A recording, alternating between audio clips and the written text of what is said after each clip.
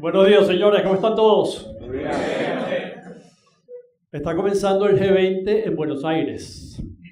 Cualquier cosa con manifestaciones, protestas, etcétera, eso es con Paola. Yo me he enfocado en los trending topics de los grandes líderes mundiales, internacionales y nacionales. Y voy a hablar de lo mismo que hablan ellos. Voy a hablar de mí.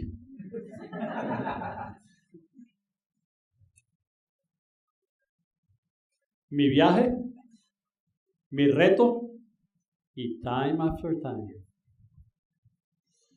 Mi viaje lo voy a mostrar en 14 fotos, muy rapiditas las fotos. No son muy buenas las fotos, las de la presentación de Cheo fueron maravillosas, ¿okay? Pero sí son las fotos de los recuerdos del viaje y lo que quiero es que nos vayan llevando por donde pasé. Esas primeras 5, estas otras y estas, y comenzamos por la primera. Mi viaje comenzó entrando a la Universidad Central, en el 65 entré, en el 66 estaba trabajando con el IBM 1401. Esa fue la primera máquina de la familia 1400 de IBM, fue el Forte de los computadores. Estuvo vigente del 59 al 71. Y esa serie fue la primera de la segunda generación. Acuérdense, primera generación eran tubos, segunda generación eran componentes discretos, transistores discretos. Una maravilla en su época, verdaderamente impresionante. Todo un salón lleno de aparatos. El aparato más grande era el lector de tarjetas, el otro aparato grande es la impresora, y después el CPU y unas unidades magnéticas. Eso costaba por lo menos $125,000 la vaca básica, y esa vaca básica era como la mitad el CPU, y después como un cuarto y un cuarto la lectora de tarjetas y la impresora. Pero sin lectora de tarjetas y sin impresora no hacían nada, porque eso era lo único que se conectaba con el resto del mundo. La segunda foto ya era una foto mucho más importante, la 360. La 360 ha sido caracterizada como uno de los 3 éxitos comerciales más grandes de la historia. ¿Okay? Los otros 2 son el Boeing 707 y el Forte, justamente. ¿Okay? Fue la primera familia, reemplazó todas las otras variedades de máquinas que IBM hacía anteriormente. ¿Y qué significa familia? Tenían todas la misma arquitectura, el mismo juego de instrucciones y tenían diferentes implementación, capacidad y costo. Desde el modelo 360-30 en el 64 hasta el modelo 360-91 en el 67, se vendió del 65 al 78, la tecnología cambió radicalmente, ya los componentes estaban más empaquetados, eran componentes discretos pero estaban encapsulados en vidrio, ¿okay? La memoria creció, ya la vaca básica tenía 8 kilobytes. Oigan, kilobytes. Y la más grande normalmente tenía 1 mega, 1024 kilobytes. Y el máximo, la más grande de todas, llegaba a tener 8 megabytes más una extensión con 8 megabytes lentos. Cuando digo lentos, era lentos. Un juego de instrucciones complejas, CISC, Complex Instruction Set Computer. El primero con microcódigo. Todo el juego de instrucciones estaba programado en microcódigo. Aritmética decimal, que era lo que tenían las máquinas viejas, lo que tenía la 1401, es decir, un byte representaba un dígito decimal, estaba codificado en decimal, y se sumaban dígitos decimales igualitos que uno suma con papel y lápiz. ¿Okay? Pero aquí agregaron aritmética binaria y aritmética flotante para ingeniería. Un juego completísimo de 54 tipos de periféricos, incluyendo discos, impresores de línea, cintas magnéticas, perforadoras de tarjetas, displays de video, reconocimiento de caracteres, etc. Su sucesor fue en la gama baja el sistema 3, en la gama alta el 370, y todavía existe ese sucesor con la misma arquitectura, con los mismos juegos de instrucciones terriblemente exitosos que son los sistemas Z. O sea que, se me perdió el puntero, aquí está. Tercera foto, completamente diferente. Esta la pude comprar yo. Se hicieron 44,000 aproximadamente. ¿Okay? Una revolución cuando la hicieron. La hizo una compañía italiana. Una compañía italiana caracterizada por design, por diseño físico de lo que hacía. Era verdaderamente una belleza, pero sonaba como si fuera un tractor. Cuando uno la prendía, esa impresora empezaba a funcionar. No imprimía nada, pero estaba funcionando todo el tiempo. Y sonaba como un tractor. Fue la primera computadora o calculadora programable con impresoras de escritorio. Se vendió del 65 al 69. La demostraron, se me borró esa línea, en la Feria Mundial de Nueva York del 64. Y lo usaron, por ejemplo, la Fuerza Aérea de los Estados Unidos controlaba los bombardeos B-52 con una impresora de esas. El alunizaje del Apolo 11 se controló con una computadora de esas. Y la que nosotros compramos, yo con 2 socios, la pagamos calculando carreras de caballos, 5 y 6. No pegamos una carrera, pero nosotros hicimos un realero aproximando polinomios. Lo más curioso de esta máquina es que la memoria era un rollo de alambre. Era un ciclo donde se activaba un pedacito del ciclo y había que esperar que diera la vuelta esa señal por todo el ciclo hasta que volviera a llegar al lector para saber si ahí había un 0 o un 1. Y fue famosísima. Fue verdaderamente revolucionaria esa máquina. En aquella época costaba, que éramos todos ricos y no lo sabíamos, $3,200. Hoy en día es el equivalente a $25,000. Y se murió porque en poquito tiempo Hewlett Packard sacó una máquina infinitamente superior. Pero antes de llegar a ella, nos vamos a la Escuela de Ingeniería. La primera máquina, la 1401, estaba en la Universidad Central en la Escuela de Ciencias. Cuando la Escuela de Ingeniería compra una máquina, empieza a ver qué hay y compra este animal que está aquí, el Burroughs 5500. Esta máquina era tan famosa que está asociado a 4 de los 4 grandes nombres en computación. Está asociado a Dijkstra, no sé si recuerdan programación estructurada, ¿okay? A GoToLess Programming. Está asociado a Tony Hoare, ¿okay? Está asociado a uno que no se conocen, sobre todo cuando hablamos de algoritmos, que es Daniel Knuth. Y está asociado a alguien que se conoce menos, pero que fue la persona que en el año 60 y pico dijo, viene un laptop y va a tener el poder de un 360. Ese señor se llama Alan Kay y es más conocido por ser el fundador, el creador de Smalltalk. Y en Smalltalk, Alan Kay utilizó conceptos que venían de la 5500. Dijkstra, cuando vio la máquina, Dijkstra había sido una de las personas que diseñó Algol 60. Esta máquina implementó Algol 60 de alguna forma. Quitó hizo una pila de instrucciones y hizo que todo se ejecutara en el tope de la pila. Empiláramos los argumentos y las instrucciones se ejecutaban en el tope de la pila, de manera que las instrucciones no tenían direcciones, actuaban sobre el tope de la pila. Eso hacía que el código fuera muy compacto. Cuando Dijkstra vio con qué velocidad compilaba, compró 3 para la universidad en Holanda donde él estaba. ¿Okay? Knuth hizo el primer compilador Algol en una recién salido de la universidad. Lo buscó una compañía muy famosa, muy grande, para ver si él podía hacer un compilador de COBOL de Algol, para Burroughs. Pidieron una fortuna por el compilador, le rechazaron la oferta, pero el señor se fue, Donald no, se fue a Burroughs y le dijo, yo se los hago por $4,000 y pico. Y se los hizo. Y fue el primer compilador Algol que tuvo Burroughs. Esta fue la máquina que ya mató al Olivetti, una belleza de aparato de este tamañito así, no hacía ruido. Tenía chorrocientas instrucciones, ¿okay? De todo tipo de aritmética, de trigonometría, logaritmos, todo lo que uno quisiera hacer. Esta máquina se la llevé yo trabajé con Hewlett Packard de Venezuela, antes de que fuera Hewlett Packard de Venezuela, un distribuidor, y demostraba y vendía estas máquinas. Se la llevé a Cartografía Nacional. Cartografía nacional tiene una cosa que se llama el problema inverso. El problema inverso es que, dada la longitud y la latitud de dos puntos, quiere determinar la distancia y el rumbo. ¿Okay?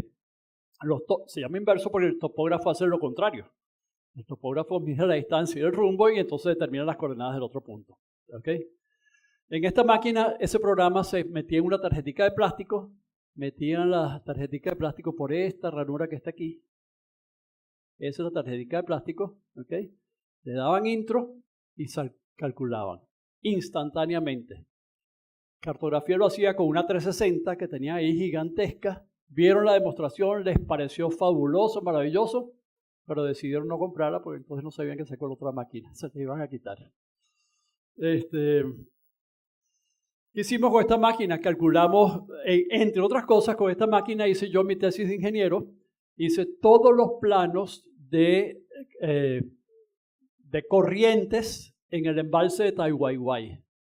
Nosotros estuvimos midiendo las corrientes, viendo a ver cómo se formaban.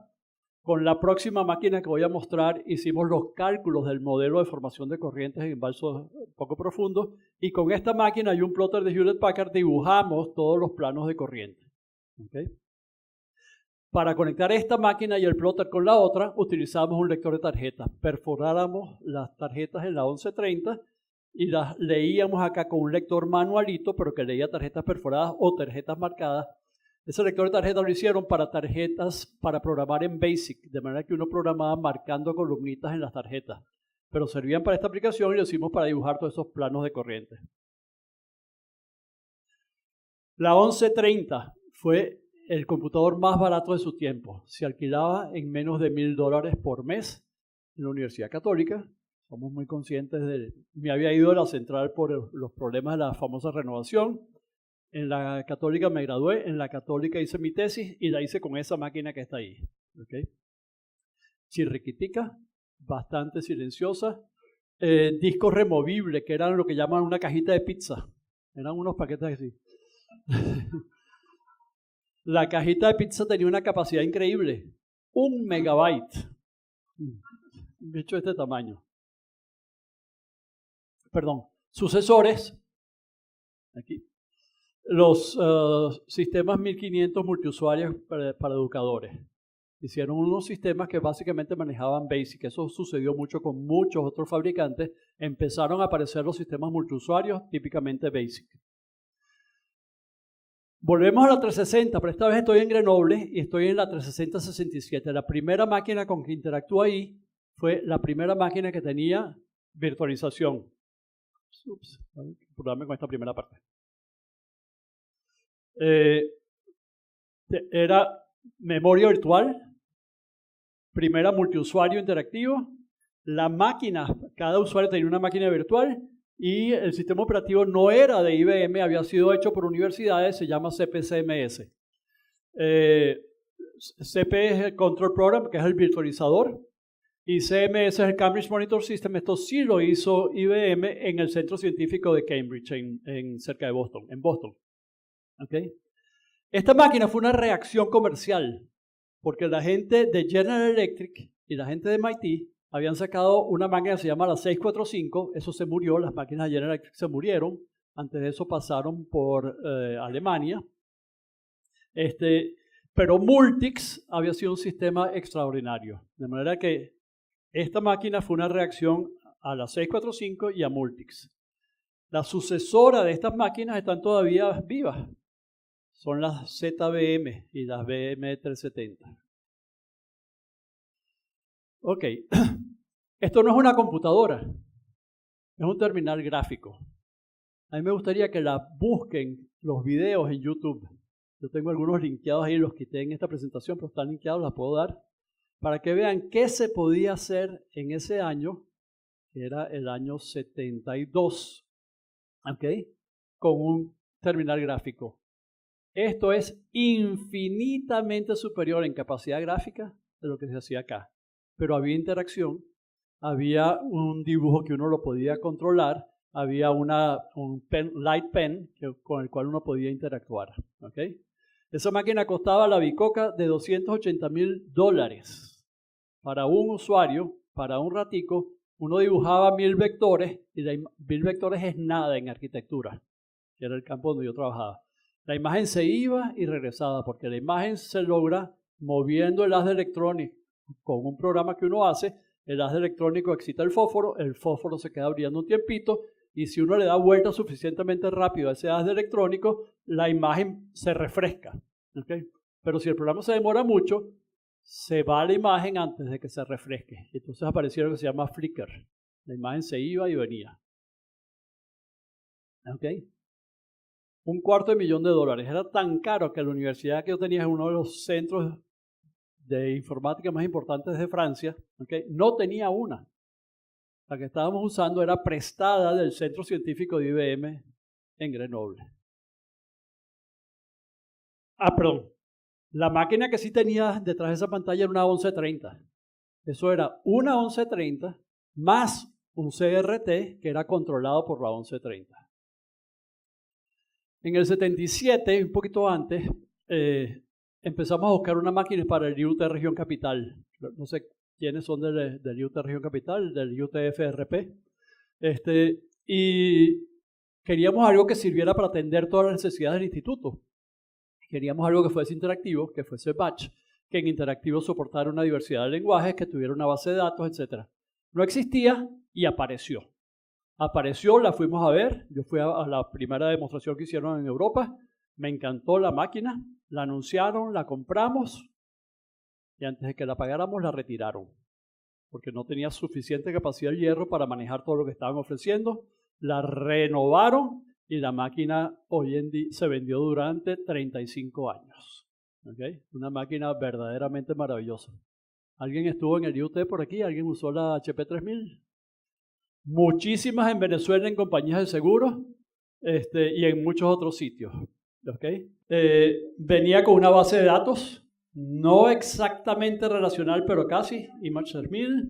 Venía con un sistema multiusuario, el Multiprogramming Executive, y venía con un lenguaje, no sé si recuerdan, APL, que era un lenguaje intermedio entre Assembler y el lenguaje de alto nivel para programar sistemas. SPL, además de Basic, Fortran, COBOL, Pascal, y una cosa curiosa, por arquitectura, esta tenía la misma arquitectura de pilas que una Burroughs 5500, todos los programas eran reentrantes. Es decir, yo podía hacer cualquier subrutina que se llamara a sí misma. ¿Okay? El sucesor fue la HP 9000 con HPUX. En el 77 salió también la Apple II. Y lo primero que le impresionaba a una persona que venía a trabajar con un IBM 2250, primero era que la podía pagar. Y segundo era que tenía mayor capacidad gráfica que la que tenía el 2250. Yo podía llenar esa pantalla de colores, de vectores, etc. y no había problema.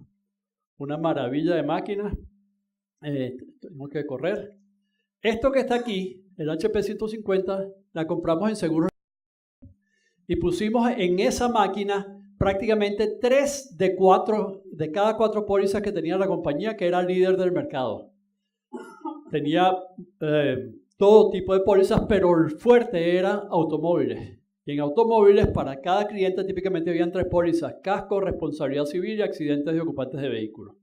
Esas 3 pólizas las sacábamos con esta máquina en cualquier plaza, en cualquier mesa. Le pegábamos 2 impresoras y empezábamos a repartir pólizas como si fueran arepitas. Por un lado salía el recibo, por un lado salía la póliza, y todo eso fue programado con las teclas virtuales, dándole las teclas con un sistema que hicimos una cantidad de primitivas para hacer toda la interacción dependiendo de qué queríamos pedir, si era un texto, un número, una selección en las teclas de función, y era muy, muy fácil de programar una vez que habíamos construido ese set de instrucciones.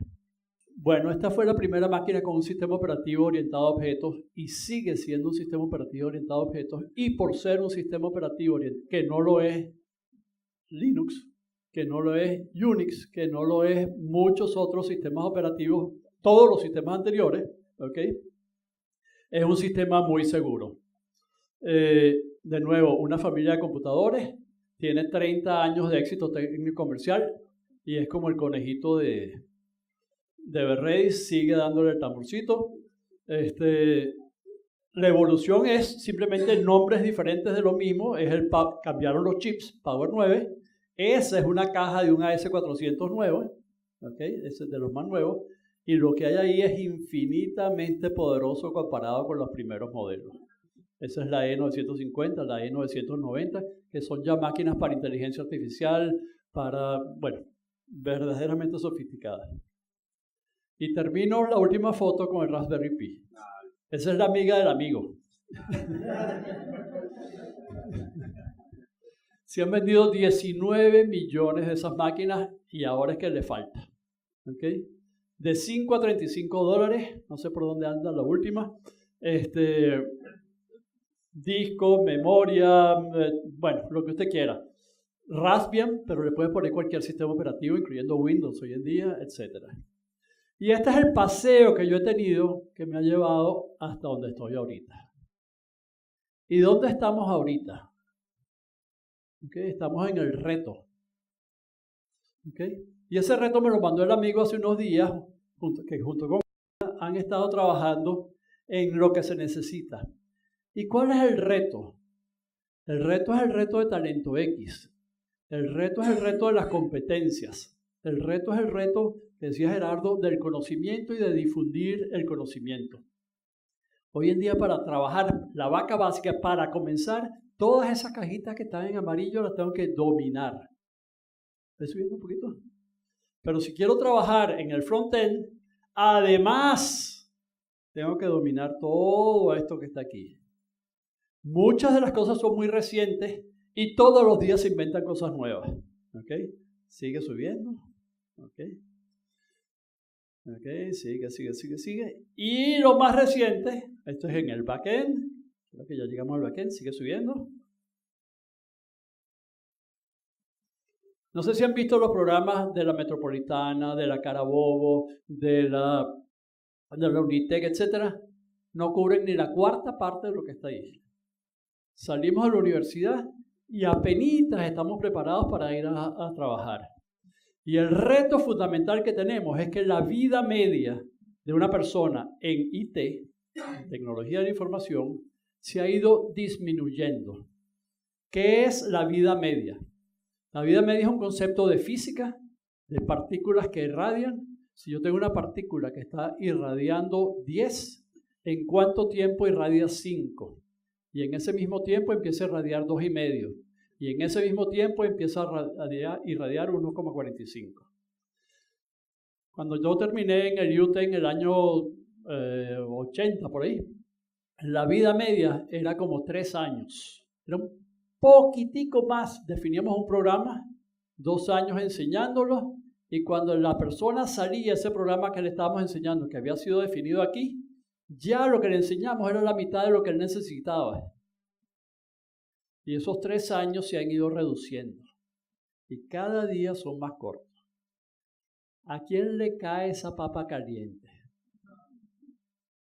¿Okay? Le cae a ti, me cae a mí, nos cae a todos, le cae a la empresa, le cae a los gerentes. Todos tenemos, es lo que estaba diciendo Gerardo, todos tenemos que hacer un esfuerzo por aumentar el conocimiento, por mantenernos al día y por colaborar, por ayudar a nuestros compañeros a que se mantengan también al día. Regresamos a la anterior. Esto va a estar en Talento X, por cierto, de manera que si entran al site de Talento X van a poder ver esto perfectamente ahí. ¿Okay? Junto con las soluciones, porque aquí están los problemas. Ahí van a estar las herramientas para adquirir cada uno de estos conocimientos. El problema de las competencias. Primerito, cuando tengo opciones, por ejemplo, uso máquinas virtuales, uso contenedores, ¿cuál escojo? ¿Por cuál me apunto? ¿Me conviene más uno? ¿Me conviene más la otra? Esas son 2 en este caso, pero a veces tenemos 5 y son difíciles compararlas y son muy diferentes, por eso es que es difícil compararlas. Entonces, ¿cómo selecciono a cuál apuesto? Porque a veces le apuesto a uno que no tiene futuro. ¿Okay? Si yo soy supervisor, ¿cómo superviso? ¿Cómo uso refuerzo positivo? Te felicito, te motivo. Yo tenía un concurso de... él iba a certificarse después que se certificara el último en Java. Correcto, ese es el refuerzo positivo. Señores, vamos a certificarnos todos en Java, pero yo estoy esperando que ustedes, el último de ustedes se certifique para echarle pichón yo, ¿ok? Pero también hay premios, ¿ok? Y por otro lado, si yo quiero entrar en una comunidad, yo tengo que tener todos estos certificados. Eso no lo veo yo negativo, pero hasta cierto punto se considera como un refuerzo negativo. Es una barrera de entrada, es una condición de entrada y es natural. Porque si yo no tengo las competencias, no hago nada en esa comunidad. ¿Ok? Gerencia. ¿Quién planifica qué competencias debemos tener? ¿Cómo se miden? ¿Cómo las desarrollo? ¿Y cómo promuevo a la gente que las tiene? ¿Y cómo castigo a los que no lo tienen o motivo para que las tengan? Flexibilidad versus profundidad. No podemos ser todos, dominar todas las cosas. Tenemos un cierto ancho de banda, tenemos que ir controlándolo. ¿Ok? Entonces tenemos que especializarnos, pero a veces nos especializamos mucho y tenemos que volvernos a ampliar. Pasamos por eso y, por ejemplo, en servidores teníamos un grupo manejando los 400 y otros trabajando con los Intel y otros trabajando con los Linux, y eso lo unificamos todos y creo que ganamos todos y creo que nos hicimos más eficientes, pero a veces tenemos que hacer lo contrario. ¿Ok? Legacy. No hay nada más duro de matar, ¿okay?, que una cosa que está viva. ¿Okay? Que una aplicación que está viva. Que una aplicación que tiene 2 usuarios. ¿Okay? Ni siquiera 10. ¿Okay? Pero en algún momento la tenemos que sacar. ¿Okay?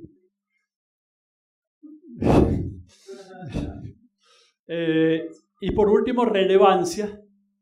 ¿Cómo hago yo como empresa para garantizar de que todas las competencias que yo tengo como empresa son las relevantes?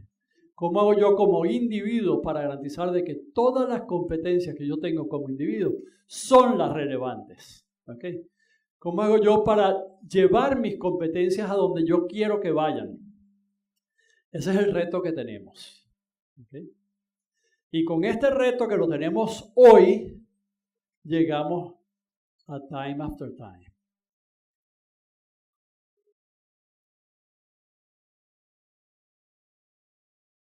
Esto no es que viene mañana. ¿Cómo está tu proyecto de computador cuántico? ¿Cómo está tu prototipo? ¿Cómo te va? Buenísimo. El proyecto existe en un estado simultáneo de ser totalmente exitoso y todavía no comenzado. ¡Wow! ¿Lo puedo ver? No. Eso es una cuestión con truco. En teoría cuántica, cuando uno observa algo, define el estado de una partícula. Esa es la parte del chiste que está ahí. ¿Okay? Y en teoría cuántica hay algo que se llama superposición de estados. Inventé un computador cuántico capaz de interactuar con la materia de otros universos para resolver ecuaciones complejas. De acuerdo a la teoría del caos, ese pequeño cambio en otro universo hará moverse, desplazar su destino, posiblemente matando a todos sus habitantes. Aquí, este es un juego de palabras en inglés. Shift happens. La palabra original no es shifts happens, sino S-H-I-T happens. Okay. Dale, le dice el otro. Ok. Esta se la dejo para que la lean. Pero definitivamente es peludo. La teoría es peluda. Y estos son de verdad los papás del negocio. Y no solamente es peludo, conceptualmente, el concepto de superposición, de observación, de entanglement, de observación. Observación está 2 veces porque acuérdense que en teoría cuántica una cosa puede estar múltiples veces en todas partes. O fue porque me peleé, no estoy seguro. Eso es superposición. Quantum tunnel. ¿Okay? Técnicamente, cualquier computador hoy en día se hace con 7 puertas. ¿Okay? En realidad se necesitan como 3, pero es mejor una vez que estamos haciendo silicón, ¿okay?, hacer 7. ¿Okay? De esas 7, hay 3 básicas y 3 que se hacen con la negación de las primeras. Bueno, se pueden reducir a 3. Eso es lo que se llama el 7 mode, el 3 mode. Para computadores cuánticos hay el 2 mode. Y básicamente tienen una de las anteriores, el XOR, y un componente cuántico que se llama el Q01. El Q01 es un circuito que agarra un qubit, que no lo mencionamos antes, y un qubit es la base de un computador cuántico, igualito que el bit es la base de un computador digital. El bit puede tener dos valores, 0 o 1 lo llamamos normalmente, ¿okay? El qubit puede tener 0, 1 o ambos al mismo tiempo. Eso es lo que se llama superposición de estados, ¿okay? Para manejar los qubits, para manejar los bits, tenemos 7 modes y 3 modes, que son las puertas con las que se hacen los circuitos. Para manejar un QPU, una unidad de procesamiento cuántico, utilizamos 2 modes con componentes que son el XOR y el Q01. El Q01 básicamente lo que hace es que me agarra un qubit y le esfuerzo 1. Lo observa, le doy su estado, pero le esfuerzo 1. ¿Okay? Aparte de estos problemas de la lógica cuántica, necesitamos una temperatura prácticamente un pelito por encima del cero absoluto. Un campo magnético billones de veces menor que el campo magnético de la Tierra. Billones significa 10 a la 9, 10 a la menos 9 veces menor que el de la Tierra. Y un vacío también millones de veces menor que lo que tenemos en este momento, en esta presión atmosférica. ¿Okay? Y además todo eso necesita tener una estabilidad extremada, ¿okay? Para que eso funcione. Aparte de que es peludo y mamarrudo, es noticia. Y estas son las de ayer y las de anteayer, pero hay como 5 o 6 de hoy. ¿Okay? Y es realidad. ¿Okay? Ya hay más de 30 compañías. Fíjense que hay 2 curvas. ¿Por qué hay 2 curvas? Hay una curva que es de computación cuántica y hay otra curva que es de comunicación. Y la curva de comunicación es tan mágica como la de computación. La curva de comunicación quiere usar una propiedad que se llama entanglement. Literalmente que están enrollados uno con otro. 2 partículas que están entrelazadas. Esas partículas pueden estar a distancia. Y cada vez se ha ido aumentando la distancia que se controlan partículas entrelazadas. No hay nada entre ellas. Si yo cambio el estatus de una aquí, cambia el estatus de la otra en el otro lado. Instantáneamente. Einstein nos dijo que nada podía ser más rápido que la velocidad de la luz. Esto es tiempo cero, instantáneo. Eso es lo que llamó Einstein una spooky, una cosa fantasmagórica, una acción a distancia fantasmagórica. ¿Okay? Pero es realidad. Y la están usando los chinos y mucha gente para transmitir información de un sitio a otro sin que pueda ser interceptada. En una forma completamente secreta. Solamente la va a ver la persona que tiene esta parte de la partícula y la persona que está en la otra. Esa es la línea que está en rojo abajo, la de comunicaciones, pero ya viene creciendo. La otra es la de los computadores. Los computadores existen. Aquí está una compañía que tiene ya 19 años, ¿okay? Que se desarrolló en colaboración con la Universidad de British Columbia y después con una asociación de investigación, que tiene clientes, la NASA, la Fuerza Aérea, USR es una asociación específica para trabajar con computadores cuánticos, Google, Lockheed Martin, que es una compañía de aviones para hacer simulaciones de aviones complejos, que ya tiene 3 modelos. El modelo 2, que tenía 512 qubits, la máquina tiene 512, llámenlo bits, pero son qubits. La diferencia es que cuando yo tengo un computador cuántico, si yo tengo 512 qubits, yo puedo resolver problemas que tienen 2 elevados a la 512 combinaciones diferentes en una sola operación. Y si tengo 2000, como el tercer modelo, tengo 2 elevado a la 2000. Vean el tamaño de ese número. ¿Ok?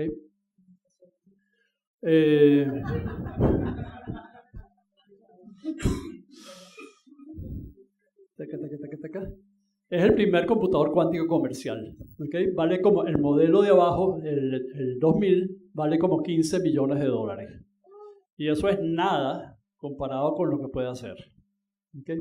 Ahora, sigue siendo realidad. Aquí está IBM. Pero IBM se va por otra vía y nos puso, igualito que tenemos Hello World, ¿okay? Aquí tengo Hello Quantum. Nos permite hacer mi programita Hello Quantum y lo puedo ver. Tiene un grupo una guía para principiantes. Tiene un kit, un SDK, un kit de desarrollo. Una comunidad. Todo esto está disponible en la nube. Tienen máquinas en la nube para hacer servicio a sus propios clientes. Tienen máquinas en la nube que están de acceso público, que podemos entrar cualquiera de nosotros, leernos el manual, entender los problemas, entender los algoritmos y empezar a usarlos y probarlos. ¿Ok? Tiene algoritmos. Aquí hay como 20 algoritmos diferentes. Cada algoritmo de esos es un trabajo de un especialista con un lenguaje de programación para primero formular el problema y después buscarle el enfoque de solución. No es exactamente igual a los algoritmos que nosotros estamos acostumbrados a escribir. ¿Ok? Pero ya hay una veintena de algoritmos, todos importantes. ¿Ok? Y aplicaciones como arroz. Hay muchos grandes problemas esperando por estas soluciones. En optimización, en aprendizaje de máquinas, en métodos de Monte Carlo, en reconocimiento de patrones, en detección de anomalías, en ciberseguridad. Aquí la necesidad es monstruosa, en análisis de imagen, en análisis financiero. ¿Cómo decido yo en cuál instrumento invertir? Todas las compañías grandes de manejo de portafolio están trabajando en esto. Verificación de software y hardware. ¿Okay? ¿Cómo hago yo para saber que un programita pequeño está bueno? Bueno, tendría que explorar todas sus ramas. ¿Los puedo hacer secuencialmente? ¿Qué pasa si los puedo hacer en paralelo? Computador cuántico. Bioinformática e investigación del cáncer. ¿Okay? Y la promesa es que son más de 10 órdenes de magnitud más rápido que el IBM descendiente del 400 que vimos allá, que es una máquina monstruosamente capaz. Ese último Power 9, es la base de los 2 supercomputadores más rápidos que existen en el mundo. O sea, los chips que tiene esa máquina es la base con la que se hicieron los 2 supercomputadores actuales más rápidos del mundo. ¿Que están en dónde? En China. ¿Ok? Estas máquinas van a ser más de 10 órdenes de magnitud más rápidas que esas. Nos permiten tratar de resolver lo que se llaman problemas NP duros, problemas NP completos y problemas específicos para computadores cuánticos que son los BQP completos. Y eso existe hoy.